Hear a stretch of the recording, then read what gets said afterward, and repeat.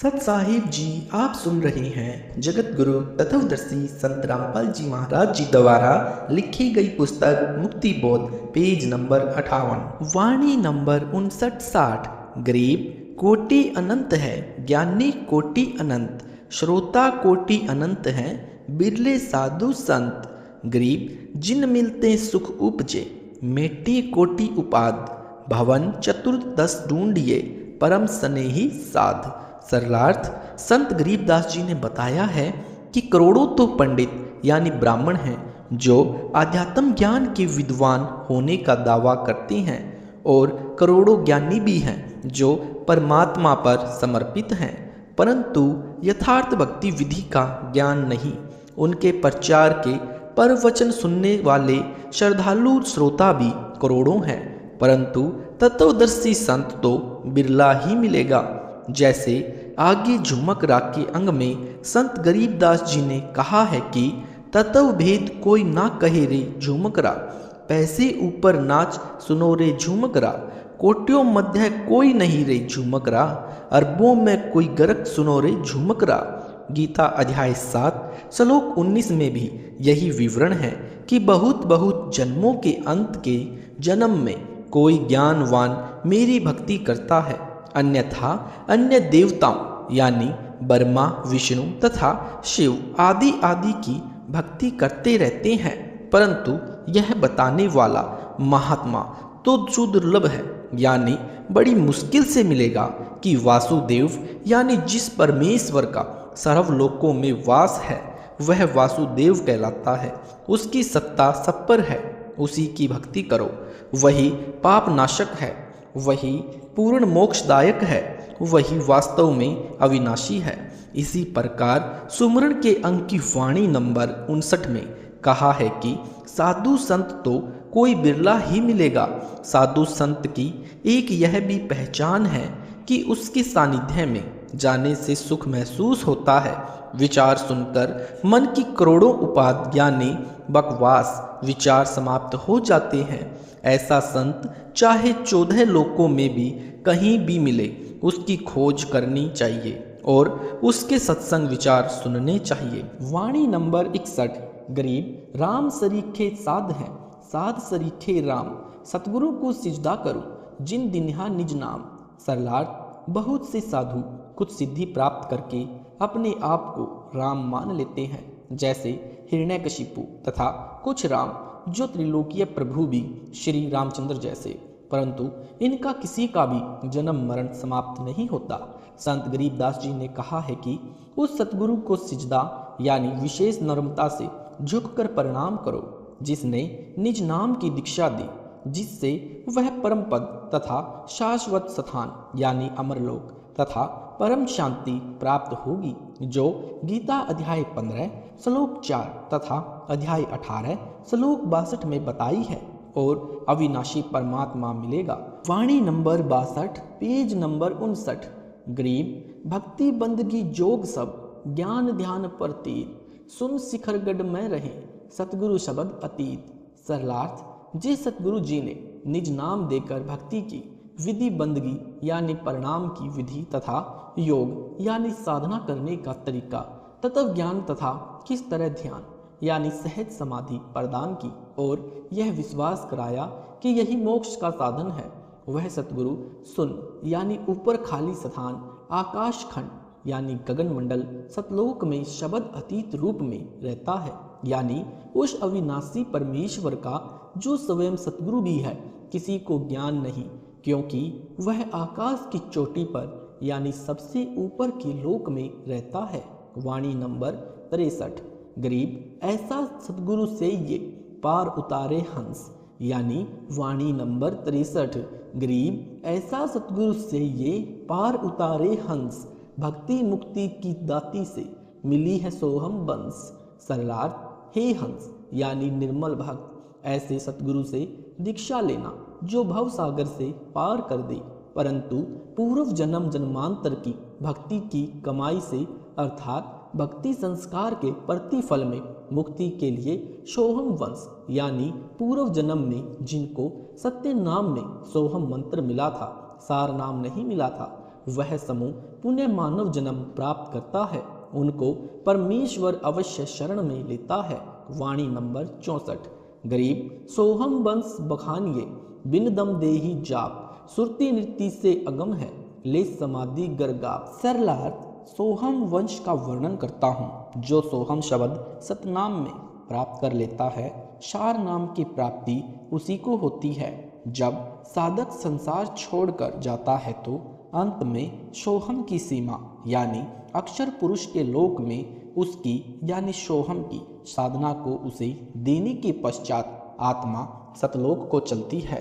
तब समास नहीं रहता, परंतु आत्मा सुरती नृत्य यानी ध्यान से शार शब्द का जाप करती हुई चलती है। भंवर गुफा में प्रवेश करने के पश्चात सार नाम की कमाई वहाँ जमा हो जाती है। फिर जाप तथा अजप्पा दोनों मर जाते हैं यानी समाप्त हो जाते हैं। सतलोक यानी वांछित अमर स्थान प्राप्त हो जाता है। जैसे नौकरी मिलने के पश्चात पढ़ाई छूट जाती है। ले समाधि गरगाप का तात्पर्य यह है कि यह विचार कर कि सत्पुरुष ऊपर के सतलोक में है, जो काल के सर्व ब्रह्मंडों के पार दूर है, अपने ध्यान को वहां पहुंचा। ले समाधि गरगाप का अर्थ है अधिक प्रेरणा से ध्यान कर। हरियाणा प्रांत की भाषा में कहते हैं कि वह पहलवान शक्ति में गरगाप है यानी बहुत शक्तिमान है। यह भी कहते हैं कि वह व्यक्ति धन में गरगाप है यानी बहुत धनवान है। इसी प्रकार गरगाप ध्यान लगा। वाणी नंबर 65। गरीब सुरती नृत्य मन पवन परी, सोहम सोहम होई, शिव मंत्र गोरिज कहा, अमर भई है सोई। सरलार्थ, साधक को चाहिए कि वह सुरती नृत्य यानी ध्यान पूर्वक मन तथा पवन यानी समास से सोहम मंत्र जाप करे। जिस प्रकार शिव जी से नाम प्राप्त करके पार्वती जी ने सच्ची लगन से नाम जाप किया तो वह उससे होने वाला अमर तव प्राप्त किया। ऐसे सच्चे नाम की सच्ची लगन से रटना लगा। Page number 60। वाणी नंबर 66। गरीब तरंकार तो दुनी लगे, सोहम सुरती समाई, हदबे हद परिवास होई, बहुरी न आवे जाई।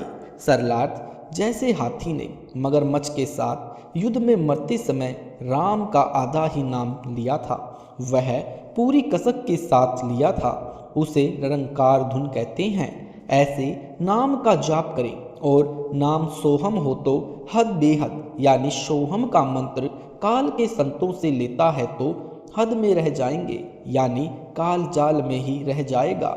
यदि सतलोक के अधिकारी गुरु से लेकर उसी लगन से साधना करेगा तो बेहद यानी काल की हद यानी सीमा से पार सतलोक में निवास होगा।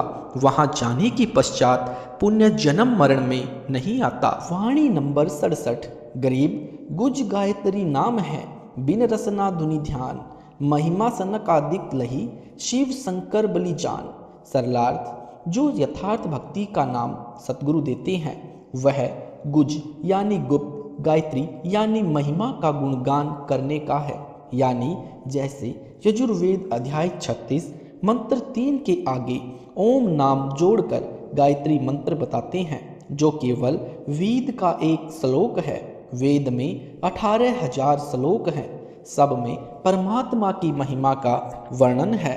इस एक यजुर्वेद के अध्याय 36 के श्लोक 3 को गायत्री मंत्र बनाकर पढ़ने से परमेश्वर की महिमा का अधूरा गुणगान है, अंश मात्र की महिमा है जो पर्याप्त नहीं है। वेदों के श्लोकों से तो परमेश्वर का ज्ञान होता है कि परमात्मा इतना सुखदाई है, उसकी भक्ति करने से यह लाभ होता है, भक्ति न करने से यह हानि होती है।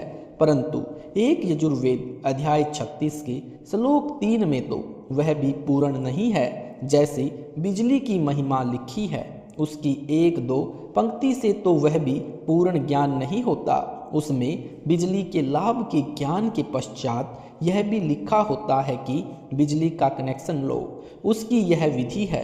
बिजली की महिमा की केवल 1-2 पंक्ति पढ़ने से पूर्ण ज्ञान नहीं होता।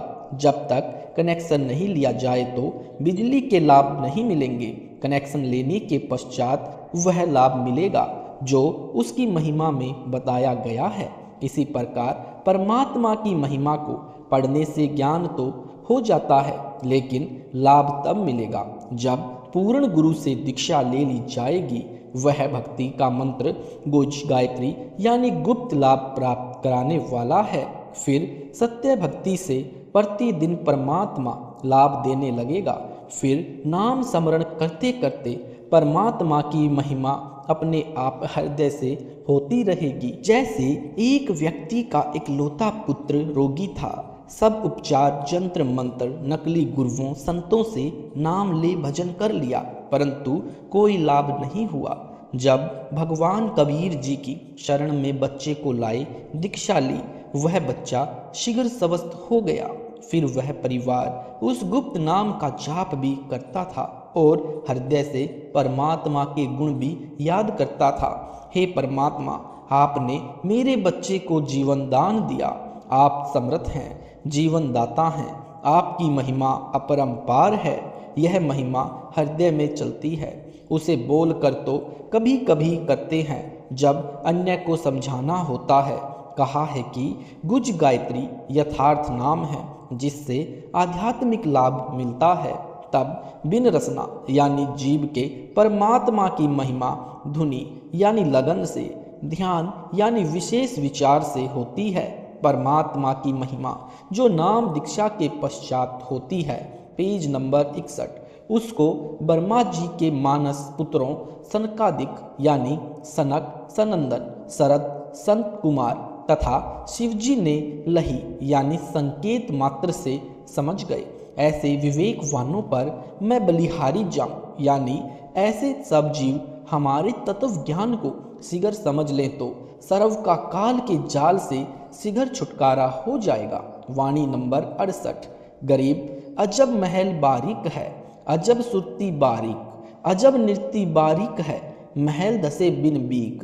सरलार्थ परमात्मा का महल यानी सतलोक अजब यानी दिव्य है, बारीक यानी जीना है।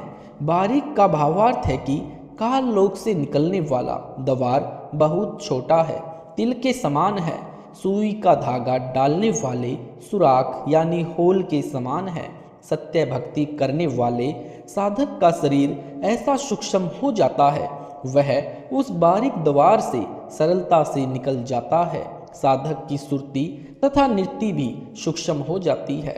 सुरती क्या है, नृत्य क्या है? जैसे हम कुछ दूरी पर कोई वस्तु देखते हैं, वह देखना सुरती है, तथा वह वस्तु क्या है, यह निरीक्षण करना नृत्य कहलाती है। जब साधक सतलोक को चलता है तो सुरती दूर के स्थान को, द्वार को देखती है, नृत्य निरीक्षण करती है, आत्मा निर्णय करती है। उन द्वारों से बीन बिक यानी कदम रखे बिना यानी सिद्धि से अपने आप चलता है कि चलकर महल यानी सतलोक में धसता यानी प्रवेश करता है। वाणी नंबर 69। गरीब राम नाम के पट तरे, देवे को नहीं और, सो उदम तादीन भय, उभर गई जद गोर।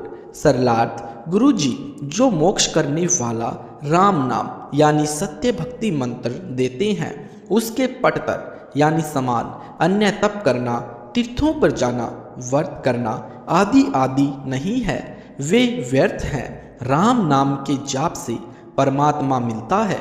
गौर यानी गौरी यानी पार्वती जी को उस समय नाम की महिमा का पता चला जिस दिन शिव जी ने उनको नाम की दीक्षा दी थी। फिर भक्ति लाभ मिलने लगा, उस सतर का अमरत्व मिला। सत साहिब जी, अगर आपको यह वीडियो अच्छा लगा है तो इस वीडियो को लाइक करें, शेयर करें, कमेंट करें। यूट्यूब पर अगला पार्ट 13 देखने के लिए हमारे चैनल सतलोक इन संत रामपाल जी महाराज चैनल को सब्सक्राइब जरूर करें। सत साहिब जी, मिलते हैं अगले पार्ट में।